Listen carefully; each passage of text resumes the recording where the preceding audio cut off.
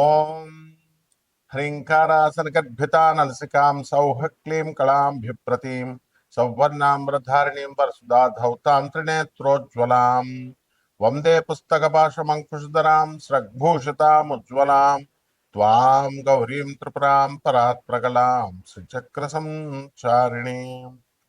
ఓం క్లీం క్లీం కామాఖ్యా క్లీం క్లీం నమః. మనకి కామాఖ్యాదేవి గురించి అంబుబాచి అనేటటువంటి ఉత్సవం మనకు సంవత్సరానికి ఒక్కసారి జరుగుతుందని తెలుసు. అయితే అది ఎప్పుడు జరుగుతుంది అని అంటే మనకి ఆషాఢ మాసం శుక్లపక్షం సప్తమి నుంచి ఏకాదశి తిథుల్లో జరుగుతుంటుంది. అయితే అమ్మవారు ప్రతి నెల కూడా రజస్వలవుతుంది, మనకి బహిష్ట అవుతుంది. అయితే సంవత్సరానికి ఒక్కసారి మాత్రమే మనం ఆ టెంపుల్ అథారిటీస్ వాళ్ళు ఫంక్షన్ చేస్తారు. అది ఎప్పుడు అంటే ఈ యొక్క ఆషాఢ శుద్ధ సప్తమి నుంచి ఏకాదశి తిథి వరకు. అది ఎప్పుడు పడింది మనకి జూన్ 22వ తేదీ నుంచి జూన్ 26 వరకు ఫంక్షన్ జరుగుతుంది, ఫెస్టివల్. అంటే అప్పుడేనా అండి అంటే సంవత్సరం అంతా కూడా జరుగుతుంది. ఇప్పుడు పుష్కరాలు ఉన్నాయి, మనం పుష్కరాలు సంవత్సరం అంతా కూడా ఇప్పుడు యమునా నది పుష్కరాలు జరుగుతున్నాయి. దేవగురు అయినటువంటి బృహస్పతి కమండలంలో ఉన్నటువంటి పుష్కరుడు యమునా నదిలో ప్రవేశించాడు.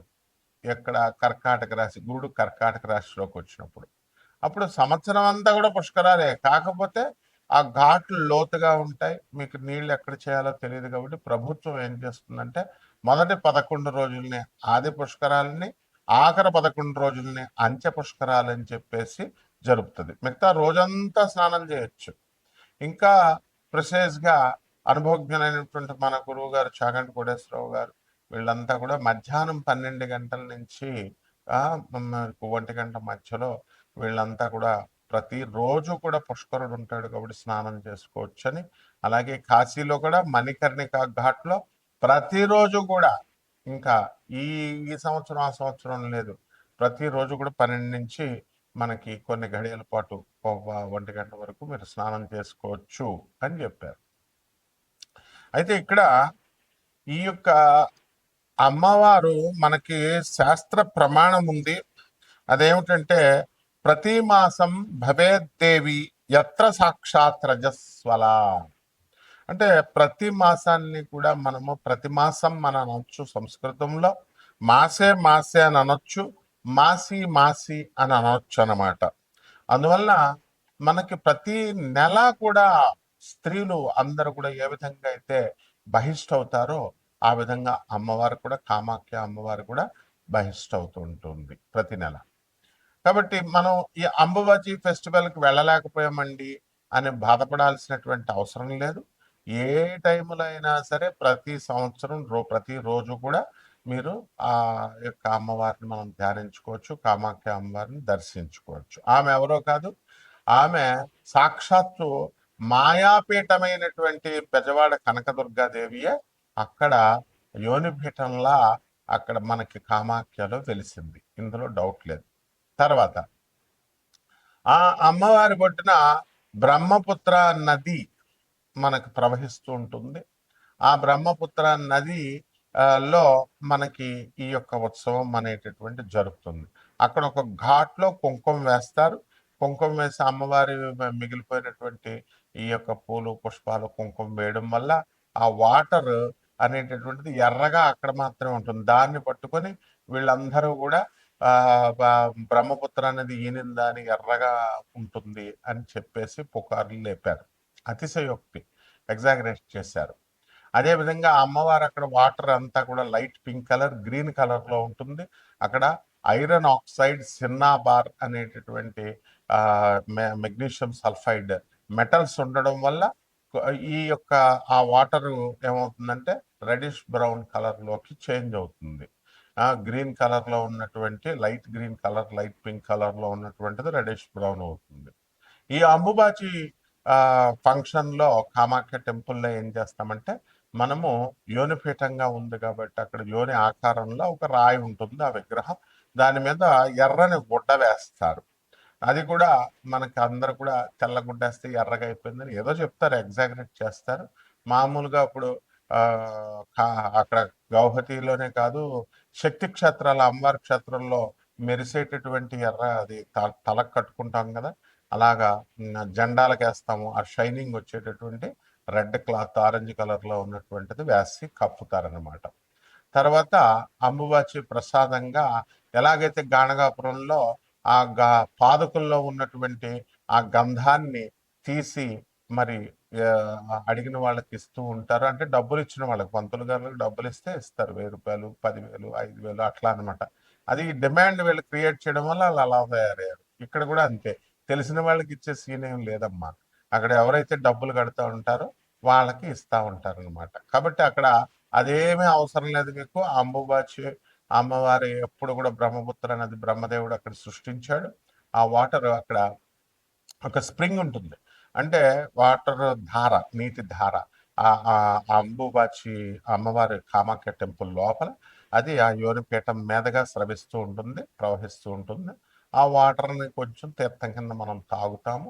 అక్కడ కామాఖ్య టెంపుల్లో 64 యోగిని గణాలు, తర్వాత అష్టాదశ శక్తి పీఠాల దేవతలు, మొత్తం సమస్త శక్తులు అందరు కూడా ఉన్నారు. దశమహావిద్యల అధిష్టాత్రులైనటువంటి తార, మహాకాళి, చిన్నమస్త, త్రిపుర భైరవి, బగళాముఖి, తర్వాత రాజశ్యామల అంటే మాతంగి, తర్వాత భువనేశ్వరి, కమలాత్మిక, ధూమావతి అండ్ షోడసి లలిత అమ్మవార్లందరూ కూడా అక్కడ ఉంటారు.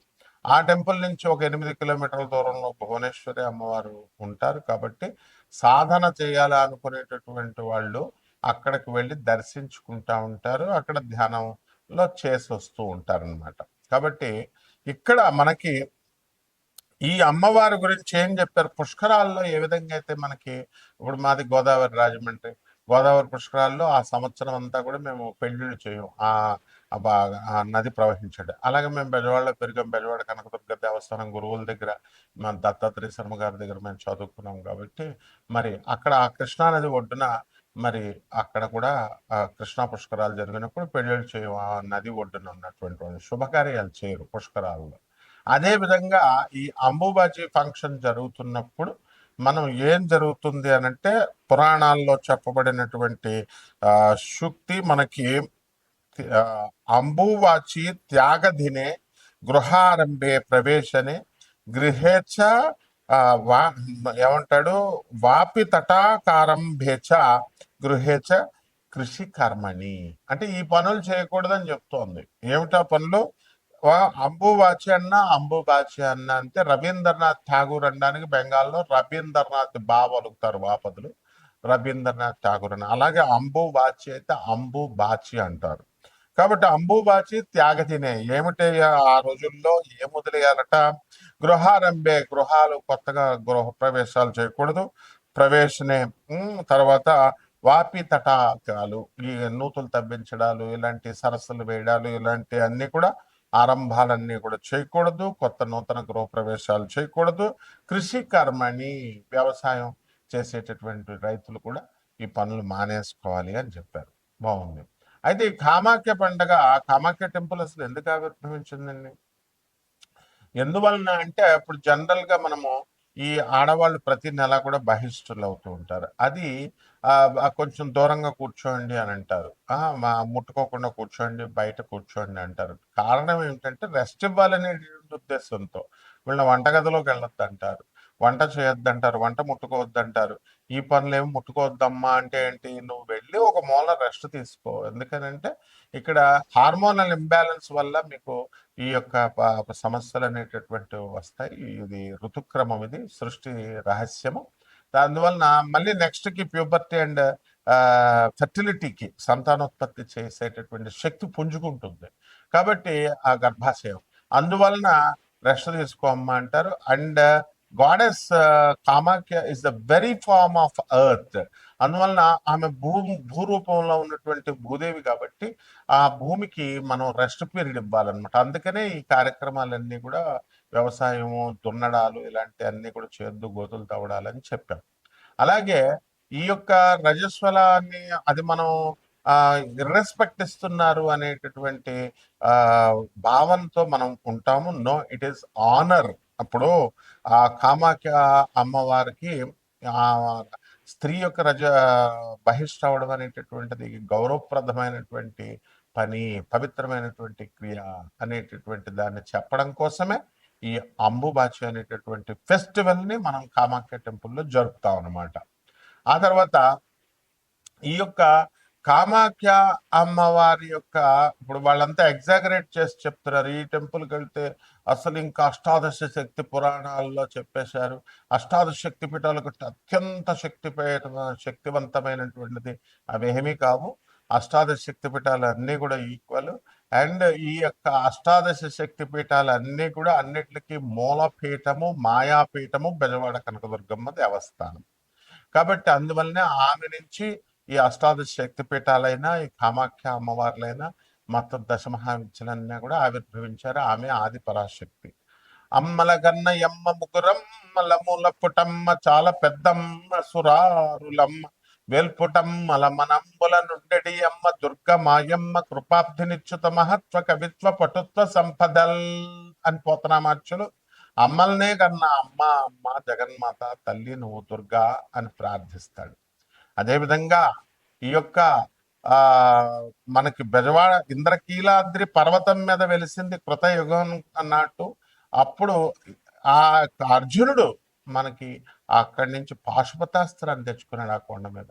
కాబట్టి ఆ బెజవాడ కనకదుర్గమ్మ దేవస్థానం ఎలాంటిదో, ఈ శ్రీశైలం అమ్మవారు భ్రమరాంబ ఎలాగో, కాళహస్తి జ్ఞానప్రసూనామ్మకి ఎలాగో, అష్టాదశ శక్తిపీఠాల దేవతలు ఎలాగో, ఈ ఈ యొక్క కామాఖ్య అమ్మవారు కూడా అంతే శక్తివంతమైనటువంటిది. ఆమె అక్కడ వెలిసింది. కాబట్టి ఈ పీఠం ఎక్కువ, ఆ పీఠం తక్కువ అనేది మనం చెప్పుకోకూడదు.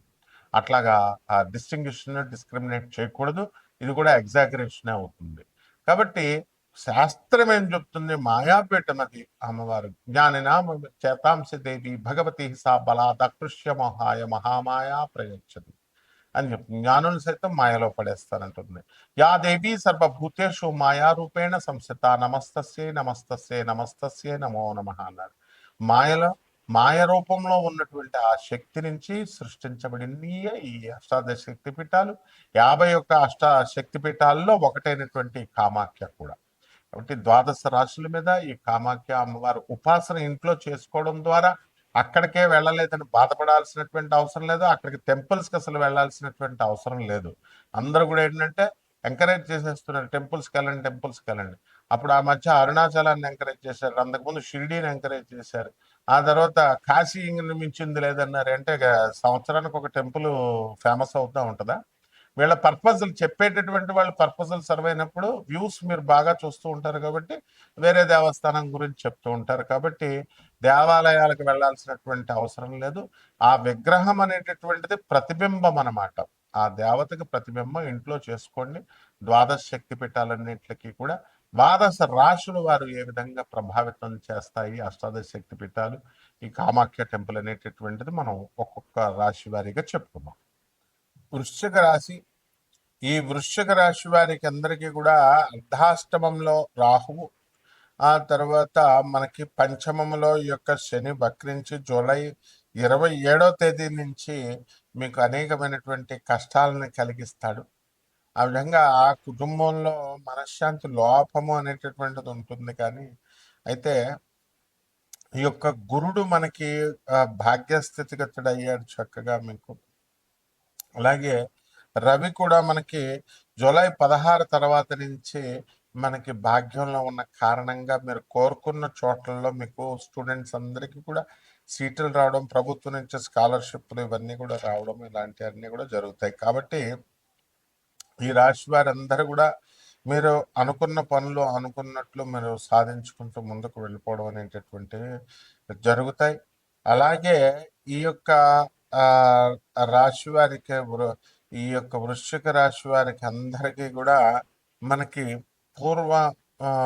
పూర్వీకుల నుంచి మీ పూర్వీకుల నుంచి రావాల్సినటువంటి ధనం ఏదైతే ఉందో అవన్నీ కూడా మీకు రావడానికి అవకాశాలు అధికంగా కనబడుతుంది. కాబట్టి గతంలో మనము అంబుబాచి ఉత్సవంకి ముందు మీరన్నీ కూడా ఎన్నో అప్పులు చేశారు. 2 జూన్ 2026 సంవత్సరం నుంచి ఇప్పుడు దగ్గరికి వచ్చేసరికి ఈ అప్పులన్నీ క్రమేపీ మీరు తీర్చివేయడం అనేటటువంటిది జరుగుతుంది. ఇన్కమ్స్ కూడా బాగా పెరగడము అనేటటువంటిది బాగా జరుగుతుంది. రకరకాల వ్యాపారాలు చేస్తారు. 2, 3 రకాల వ్యాపారాలు చేయాలనేటటువంటి ఆలోచనలతో మీరు ముందుకు వెళ్తూ ఉంటారు. కాబట్టి చక్కగా ఈ బిజినెస్‌లన్నిటిలోనూ కూడా సక్సెస్ అవుతారు. అలాగే ఈ యొక్క ఆహ్, ఆహ్, వృశ్చిక రాశి వారికి అందరికీ కూడా మనకి కుటుంబంలో పిల్లలతో శత్రుత్వాలు ఇవన్నీ కూడా ఏర్పడడం, పిల్లలు మిమ్మల్ని ఎదిరించడం ఇలాంటివన్నీ కూడా జరుగుతాయి. అయితే మానసికంగా కొంత రాహువు మనకి కుంభరాశిలో ఉన్న కారణంగా కొంత మానసికంగా మీరు ఆలోచించడం అనేటటువంటిది జరుగుతుంది. అందువల్ల మానసిక బాధల్ని మీరు వదిలేసుకొని బ్రహ్మాండంగా మీరు చేయాల్సినటువంటి పనులన్నీ కూడా మీరు చేసుకుంటూ చకచకా ముందుకు వెళ్ళండి.